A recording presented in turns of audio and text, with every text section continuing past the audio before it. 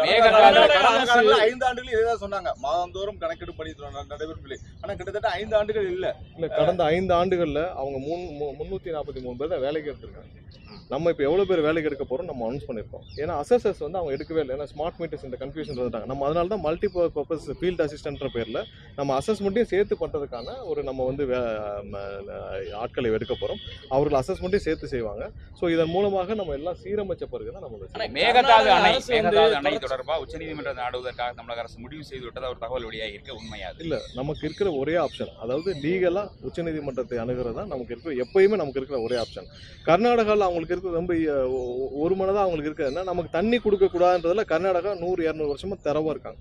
அவங்க நமக்கு தண்ணி கொடுக்க கூடாதுன்றதுல நம்ம அதுல முன்னாடி இருந்த காலகட்டங்கள்ல திமுக காலகட்டங்கள்ல நமக்கு வலுவான ஹோல்ட் இருந்துச்சு. அந்த அக்ரிமெண்ட் 50 வருஷம் அக்ரிமெண்ட் மெட்ராஸ் ராஜதானிக்கும் கர்நாடகாவுக்கும் இந்த மைசூருக்கும் இருந்த அக்ரிமெண்ட், அந்த அக்ரிமெண்ட்டை நம்ம மிஸ் பண்ணிட்டோம். அந்த 50 வருஷம் அக்ரிமெண்ட்டை 1974 மிஸ் பண்ணிட்டோம். அப்போவே நம்ம வந்து ட்ரிபுனல் மூலியமாக சிறப்பாக, ஏன்னா ட்ரிபுனலில் 1998 அண்ணன் திரு துரைமுருகன் அவர்லாம் நிறைய பேசினார். ஆனால் இதை பற்றி பேசவே இல்லை. அவர் 98 வந்து இந்த சிரத்தை இருந்துச்சு. அதாவது இந்த இப்போ நம்ம கொடுக்குற 3500 கண்ணாடி கொடுக்குறோன்னு சொல்லியிருக்காங்க. இதை ஏற்றுக்கொள்ளாமல் கர்நாடகா இருந்துச்சுனால் அந்த அணையின் இதை வந்து ஆப்ரேஷனை ஆணையமே கைப்பற்றி அவர்களே வந்து அதை திறந்து விடும் நடவடிக்கை எடுக்கணும்னு சொல்லி அப்போ இருந்துச்சு. அப்போ கருணாநிதி அவர்கள் எடுத்து விட்டார். ஸோ இது மாதிரி நிறைய விஷயங்கள் அவர் செய்த தவறுகள் நம்ம இருக்கிற ஒரே தீர்வு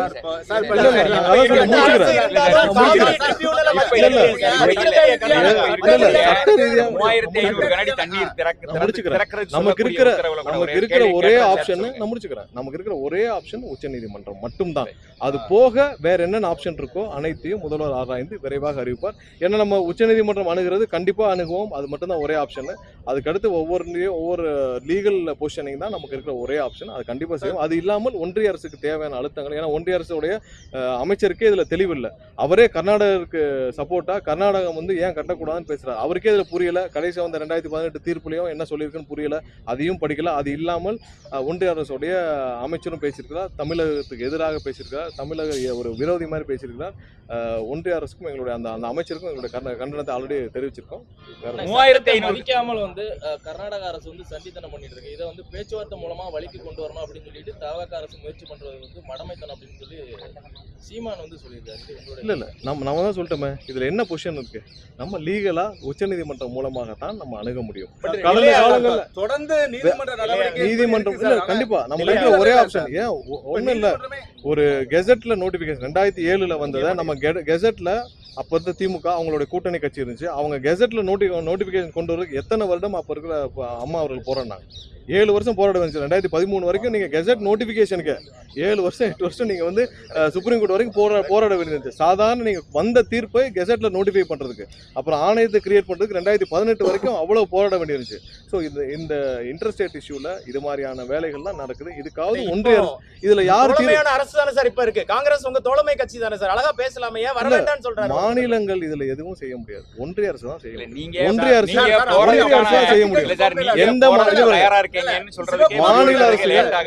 அரசுகளுக்குள்ள இன்டர்ஸ்டேட் இஷ்யூல அங்க காங்கிரஸ் இருந்தாலும் பாஜக இருந்தாலும் யாராக இருந்தாலும் அவங்களுடைய ஒரே முடிவு தமிழகத்துக்கு தண்ணி கொடுக்க கூடாது. அங்க காங்கிரஸ் இருந்தாலும் யார் இருந்தாலும் அங்க வந்து அவங்களுடைய ஒரே முடிவு ஒன்று என்ன இருக்கு, ஒருமித்த கணத்தாக நீங்க தமிழகத்துக்கு தண்ணி கொடுக்கணும். நமக்கு இருக்கிற ஒரே தீர்வு உச்சநீதிமன்றம். ஒன்றிய அரசு வந்து இன்டர்ஸ்டேட் இஷ்யூல இந்த மாதிரியான வாட்டர் இஷ்யூல ஒரு சரியான கொள்கை எடுக்கணும்.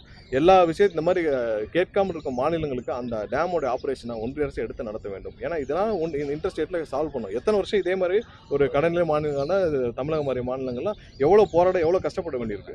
ஸோ இதுக்கு ஒன்றிய அரசு தீர்வு கொண்டு வரணும். நமக்கு உச்சநீதிமன்றம் தான் ஒரே தீர்வு.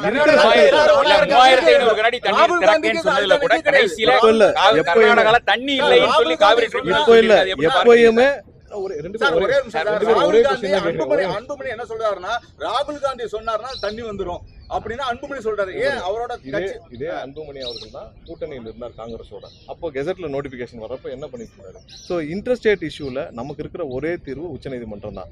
நாங்க கர்நாடகாவில் எந்த அரசு இருந்தாலும் அவங்களுடைய ஒரே குறிக்கோள் தமிழருக்கு தண்ணி கொடுக்கணும். ஒரே வார்த்தை சொல்லி முடிச்சிடாங்க. நமக்கு இதை தான் பண்ண முடியும். இதுல என்ன செய்யணுமோ அதை கண்டிப்பா. அனைத்து கட்சி கூட்டத்திற்கு வாய்ப்பு இருக்கா சார்? அனைத்து கட்சி கூட்டத்திற்கு வாய்ப்பு இருக்கா தமிழ்நாட்டுல? இல்ல முதல்ல சீக்கிரமா அதெல்லாம் முடிவு செஞ்சாங்க. 3500 கனஅடி தண்ணீர் திறக்க சொல்லி உத்தரவிட்டு இருக்கு. அதுலயும் கடைசி பேராகிராஃப்ல தண்ணீர் கர்நாடகாவும் தண்ணீர் சிக்கல்ல இருக்குன்னு சொல்லி அந்த பேராகிராஃப் இருக்கும்போது அப்புறம் எப்படி அது அவங்க எப்பயும் அதை கூட நீங்க கர்நாடகா போறாங்க அவங்க இதுக்கு முன்னாடி ஒரு சொட்டு தண்ணீர் கூட தர மாட்டேன்னு கர்நாடகா ரொம்ப ஸ்ட்ராங்கா பேசிட்டு இருந்தாங்க.